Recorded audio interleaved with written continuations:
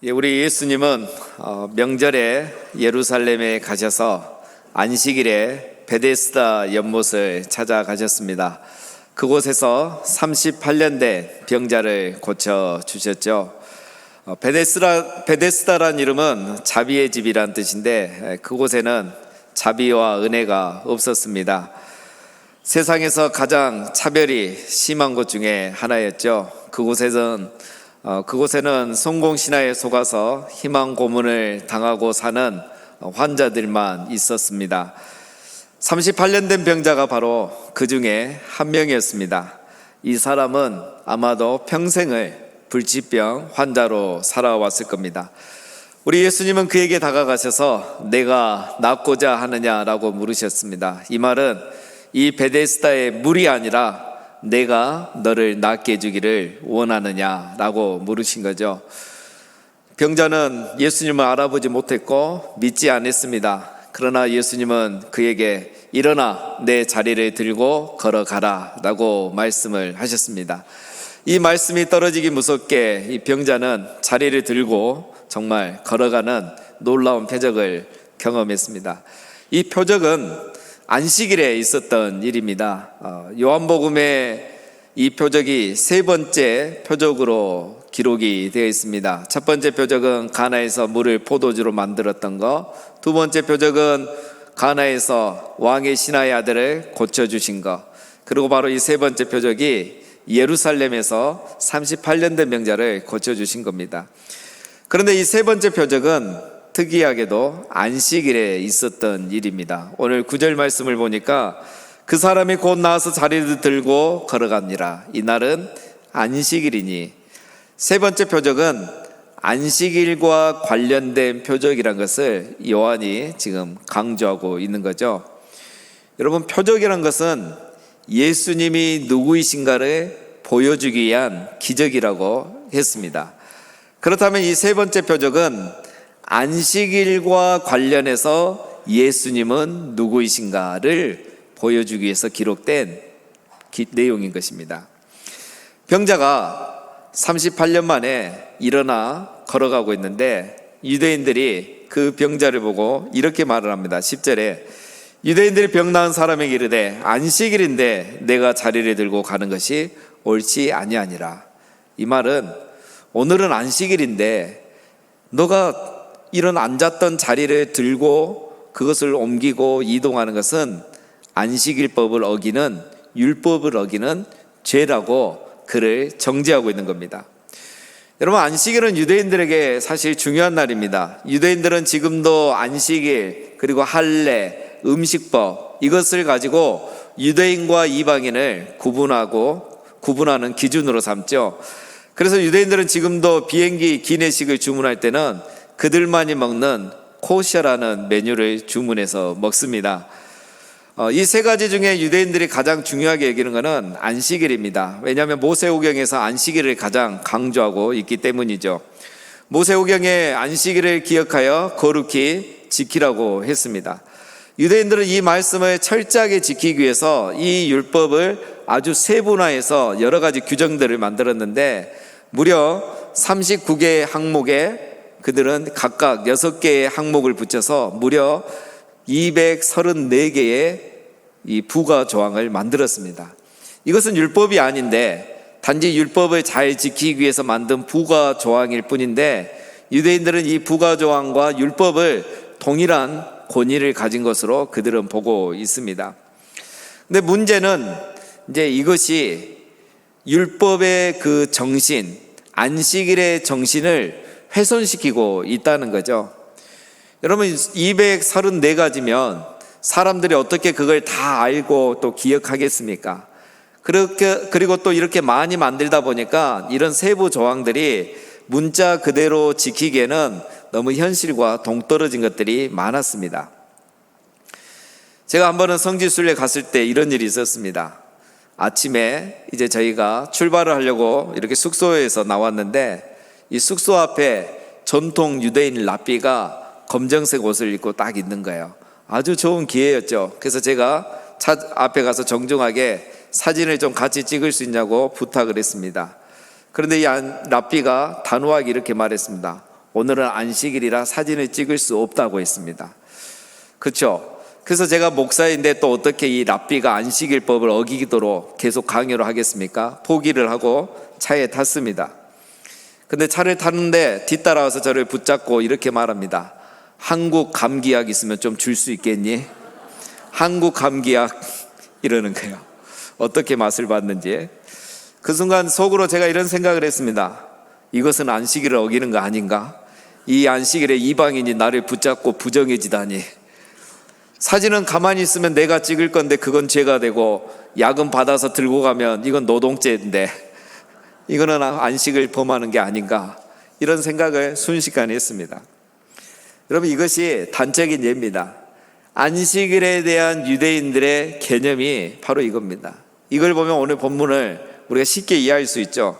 지금 유대인들은 병고침이 아니라 안식일의 규정에 관심이 있는 겁니다. 병자가 병고침을 받은 것이 아니라 그 병자가 자기가 앉았던 이 자리를 들고 이동하고 그것을 옮긴다는 것이 그들에게는 문제가 된 겁니다. 안식일 규정상 안식일에는 어떤 물건을 이곳에서 저곳으로 옮길 수 없기 때문에 지금 이 병자의 행위는 죄를 짓는 거죠. 여러분, 안식일은 어떤 날입니까? 안식일은 하나님께서 이스라엘 백성을 애굽에서 구원하신 것을 기억하고 기념하고 기뻐하고 감사하는 날이죠. 이를 위해서 아무 일도 하지 아니하고 안식일을 구별해서 지키라고 하셨던 겁니다. 그런데 지금 유대인들은 무엇을 하고 있습니까? 38년 동안 이 병 때문에 부정한 자로 취급받고, 명절에도 절기에도 성전에도 들어가지 못하고, 안식일에도 안식일을 지키지 못하는, 베데스다에서조차도 차별받고 살아온 이 병자가 드디어 나음을 입었는데 축하해주고 기뻐해주지는 못할 망정 지금 그를 정죄하고 있는 것입니다. 안식일에 병자를 정죄하면서 그들도 한 사람을 향한 정죄와 비난과 분노 때문에 안식을 누리지 못하고 있는 거죠. 그들은 바로 지금 안식이 없는 안식일을 보내고 있는 것입니다. 안식이 없는 안식일을 보내면서 안식일보다 더 전통을 중요하게 생각하고 그거에 관심을 갖는 거죠. 유대인들은 병자의 고침보다 안식일 규정을 지키는 것을 더 소중하게 생각하고 있습니다. 생명보다 전통을 더 중요하게 생각하고 있는 거죠. 그들은 지금 전통에 갇혀서 안식일의 이런 근본 정신을 잃어버린 겁니다. 이것을 우리는 죽은 전통, 또 사람을 죽이는 전통이라고 말하죠. 여러분, 이런 일은 오늘날에도 있습니다. 사회에서도 그렇죠. 법은 사람을 위해서 만든 거예요. 그런데 어느 순간부터 법이 사람보다 더 중요해지는 거죠. 그래서 우리가 답답할 때가 얼마나 많습니까? 충분히 이해하고 일을 처리해 줄 수 있는데 법이 이래서 어쩔 수 없습니다, 죄송합니다, 이런 말을 들을 때 얼마나 우리가 당황스럽습니까? 법이 사람을 위해서 있는 건데 어느 순간 사람이 그 밑에 들어가게 되는 거죠. 교회에서도 이런 일이 얼마든지 있습니다. 예배당은 예배를 위해서 세웠는데 어느 순간 예배당이 예배보다 더 중요하게 생각되는 때가 있습니다. 안식일은 쉬기 위해서, 예배하기 위해서, 축제하기 위해서 정한 날인데 이 안식일이 안식이 없는 날이 되는 경우가 있습니다. 생명을 살리고 풍성하게 하는 날이 안식일인데 오히려 이 안식일에 사람을 정죄하고 상처 주고 비난하고 판단하면서 안식을 잃어버리면서 보내고 있는 것입니다. 여러분, 안식일의 전통이 중요한 것이 아니라 안식일의 정신이 중요한 겁니다. 우리는 전통을 지키기 위해서 사는 사람이 아니라 정신을 지키고 그 가치를 계승하기 위해서 살아가는 사람입니다. 안식일의 전통은 무엇을 하지 않느냐에 관심이 있지만 안식일의 정신은 생명을 살리고 안식을 회복해 주는 데 있습니다. 사랑하는 성도님 여러분, 이 주일이 안식일의 정신을 실천하고 참된 안식을 누리는 그런 복된 주일이 되시기를 주님의 이름으로 축원드립니다. 우리의 잘못된 전통과 잘못된 선입견, 나만의 그 생각 때문에 사람을 판단하고 비판하고 정죄해야 함으로 안식을 잃어버린 일이 없기를 바랍니다. 잘못된 정신 때문에, 선입견 때문에, 전통 때문에 나도 타인도 안식이 없는 그런 안식일을 보내는 그런 일이 없어야 하겠습니다. 우리 예수님께서 바로 이를 위해서 오늘 이 병자를 일부러 안식일에 고쳐 주신 겁니다. 그리고 예수님은 이것을 더 자세히 가르쳐 주기 위해서 오늘 이 병자에게 일어나 걸어가라 라고 말씀하시지 않고 일어나 내 자리를 들고 걸어가라 라고 말씀하신 겁니다. 만약에 예수님이 그냥 일어나 가라 라고 했으면 병자가 일어나서 그냥 갔다면 아무 일이 일어나지 않았을 겁니다. 그런데 예수님이 자리를 들고 가라고 했기 때문에 병자가 그렇게 하면서 오늘 이 문제가 생긴 겁니다. 이것은 바로 예수님께서 안식이 없는 안식일을 보내는 그들을 깨우쳐 주기 위해서 안식일에 고치시고 자리를 들고 걸어가라고 말씀하신 겁니다.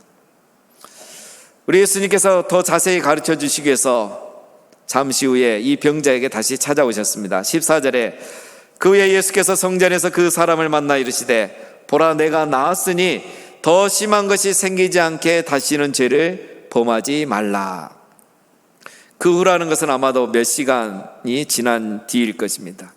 병자도 성전에 왔고 예수님도 성전에 찾아오셨습니다. 그러나 목적이 다릅니다. 병자는 아마도 38년 만에 처음으로 성전에 왔을 겁니다. 아니면 생애 처음으로 성전에 왔을 수도 있습니다. 그는 병고침을 받고 감사해서 이 감사제를 드리기 위해서 왔을 수도 있고 또 안식일을 이제는 지킬 수 있기 때문에 성전에 와서 안식일을 지키기 위해 왔을 수도 있습니다. 하지만 예수님은 다릅니다. 예수님은 지금 성전에 이 병자를 만나기 위해서 찾아오신 겁니다. 그에게 지금 중요한 말씀을 해줘야 되기 때문에 우리 예수님이 다시 성전으로 찾아와서 그를 만난 겁니다. 뭐라고 하십니까? 너가 이제 나았으니 더 심한 것이 생기지 않도록 다시는 죄를 범하지 말라 했습니다. 더 심한 것이 생기지 않도록 다시는 죄를 범하지 말라. 우리는 이 말을 오해하기 쉽습니다. 이 말이 마치 죄를 지어서 병이 생겼고 너가 다시 죄를 지면 그 병이 재발할 거야, 이렇게 오해할 수 있습니다. 그러나 이런 말씀이 아닙니다. 예수님은 지금 죄와 그 병을 연결시킨 게 아니고 죄와 안식일을 연결시키고 있습니다. 내가 너를 고쳐줘서 이제 정말 안식을 누리게 해줬는데 네가 다시 죄를 지음으로써 안식을 누리지 못하는 일이 없도록 해야 한다, 이 말인 겁니다. 더 심한 것은 병이 아닙니다. 병보다 더 심한 것이 무엇입니까? 안식을 누리지 못하는 거예요. 여러분, 병이 있어서 안식을 누리지 못할 수 있지만 병이 있어도 안식을 누릴 수 있는 겁니다. 병이 없어도 안식을 누리지 못한 사람도 있습니다. 병이 있든지 없든지 죄가 있으면 안식을 누리지 못하게 됩니다. 예수님은 지금 죄와 안식을 연결시키고 있는 거죠. 너가 지금까지는 병 때문에 안식을 누리지 못했다고 생각했지만 앞으로는 죄 때문에 안식을 누리지 못하는 일이 없도록 주의하라는 겁니다.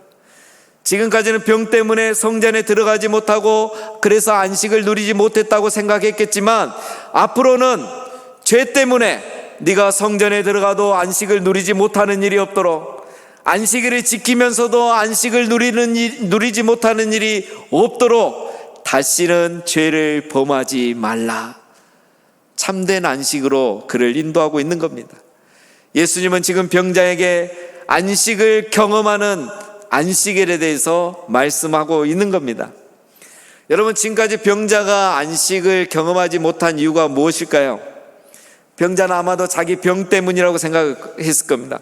병 때문에 내가 성전에 들어가지 못하고 병 때문에 안식일을 제대로 지키지 못했기 때문에 안식을 누리지 못했다고 생각했을 겁니다. 물론 그것이 틀린 것은 아니지만 그것이 진정한 이유는 아닙니다. 병자가 안식을 누리지 못한 진정한 이유는 그가 베데스다에 있으면서 다른 사람보다 먼저 물에 들어가려고만 하는 그 생각에 사로잡혀 살아왔기 때문인 겁니다. 내가 스스로 물에 들어갈 수 있고 물에만 들어가면 내가 나올 수 있다고 생각했기 때문에 그에게는 안식이 없었던 겁니다. 먼저 물에 들어가는 사람들을 향한 원망과 불평 때문에 그는 한 번도 마음의 안식을 누릴 수 없었던 겁니다. 병이 있으면서도 안식을 누릴 수 있는데 이러한 베데스다의 삶, 그것이 그로 하여금 안식을 누리지 못하게 했던 것입니다.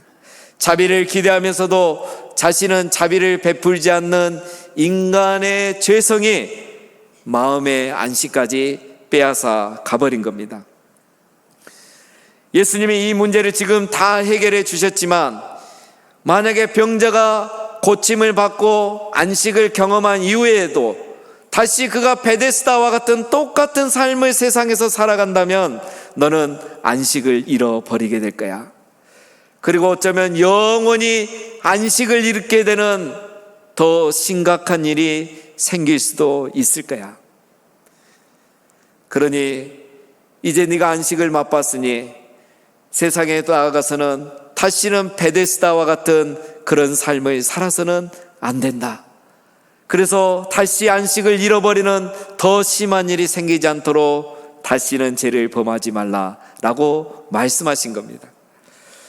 사랑하는 성도님 여러분, 죄는 우리에게서 안식을 빼앗아 가는 겁니다. 여러분, 안식일에 자리를 들고 움직이는 것이 죄가 아닙니다. 안식일에 자리를 들고 가는 그 사람을 공감해 주지 못하는 것이 죄입니다. 안식일에 다른 사람을 비판과 판단의 눈으로 보고 정죄하는 것이 오히려 죄인 것입니다. 죄 사함을 받았고 안식을 경험했음에도 불구하고 여전히 베데스다와 같은 삶을 살아가고 있다면 그것이 바로 죄인 것입니다. 여전히 안식을 경험했음에도 세상에 나가서 이 세상 사람들과 똑같이 살아간다면, 더 빨리 연못에 들어가려고 하고 여전히 다른 사람을 경쟁자로만 보고 이기려고 하고 자비를 기대하면서 나는 자비를 베풀지 않는 삶을 살아간다면 바로 그것이 죄인 겁니다. 그것이 우리 안에 있는 안식을 다 빼앗아 가버리는 겁니다. 우리가 죄라고 했을 때 꼭 십계명을 범하는 것만 말하는 게 아닙니다. 베데스다와 같이 여전히 살아가는 그런 우리의 죄성된 삶이 우리에게 안식을 빼앗아가고 더 심한 것이 생기게 하는 겁니다. 만족함이 없고 감사함이 없고 좀 더 가지고 좀 더 높아지고 좀 더 안정이 되면 끝없는 탐심과 탐욕의 죄가 하나님께서 우리에게 주신 안식을 빼앗아 가는 것입니다. 그리고 그 죄가 우리 안에 더 심한 것이 생기게 하는 거죠. 그래서 우리가 안식일을 지켜도 안식이 없고 교회에 와도 안식을 누리지 못하고 예배를 드려도 안식을 누리지 못하는 것이 여전히 우리가 몸은 이곳에 있지만 베데스다와 같은 삶을 살아가고 있기 때문인 거죠. 그래서 예수님은 오늘 이 병자에게 이렇게 말씀하셨던 겁니다. 사랑하는 여러분, 안식일은 바쁜 삶에 얽매이지 않고 진정한 자유를 누리게 하기 위해서 우리에게 주신 계명입니다. 2000년 전이나 현대인이나 이제는 질주를 멈추라는 하나님의 계명인 겁니다. 타인을 제치고 희생시켜서라도 나는 살아남겠고 나만은 성공하겠고 나만은 반드시 이루겠다는 그런 생각으로부터 이제는 자유하라는 겁니다. 스스로 할 수 있다, 스스로 다 할 수 있다, 이 물에만 들어가면 내가 다 해낼 수 있다고 생각하는 것에서 이제는 벗어나라는 겁니다. 안식일은 무엇을 하지 않는 날이 아닙니다. 멈추는 날입니다. 멈춰서 뭘 하죠? 위로는 하나님을 바라보고 옆으로는 이웃을 바라보는 겁니다. 한 주 동안 너무 열심히 정신없이 살았기 때문에 하루는 멈추는 겁니다. 그래서 위로 하나님의 은혜를 기억하고 하나님께 감사하고 기뻐하고 이웃을 돌아보고 이웃을 공감해주고 격려해주고 사랑해주고 자비를 베푸는 것, 그게 바로 안식일의 참된 정신입니다. 우리 예수님께서 이것을 깨닫게 해주기 위해서 오늘 38년 된 병자를 안식일에 고쳐주셨고 또 우리에게 이런 안식을 회복시켜주기 위해서 우리 예수님이 이 땅에 오신 겁니다.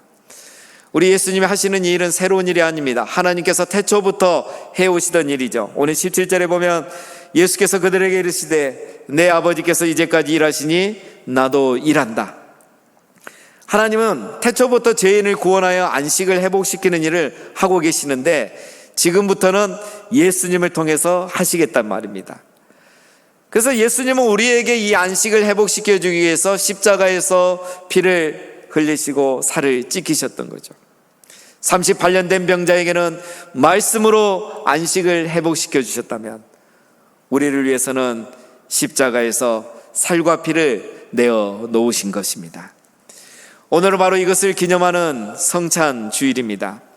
우리가 성찬 예식에 참여하면서 몇 가지를 기억해야 됩니다. 먼저는 예수님께서 우리를 위해서 우리에게 안식을 회복시키기 위해서 살과 피를 내어 놓으셨는데 우리가 그 사랑과 은혜를 기억하고 감사하는 마음으로 참여하시기를 바랍니다.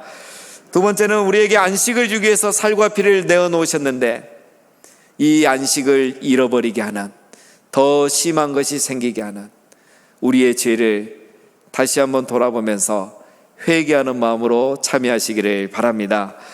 마지막으로 우리도 다른 사람을 사랑하고 자비를 베풀어서 우리의 이웃들이 안식에 참여할 수 있도록 이웃 사랑 실천을 다짐하는 그런 마음으로 참여하셔서 이 시간 우리 주 예수 그리스도의 은혜와 하나님의 사랑이 우리 안에 충만한 성찬 예식이 되시기를 주님의 이름으로 축원드립니다.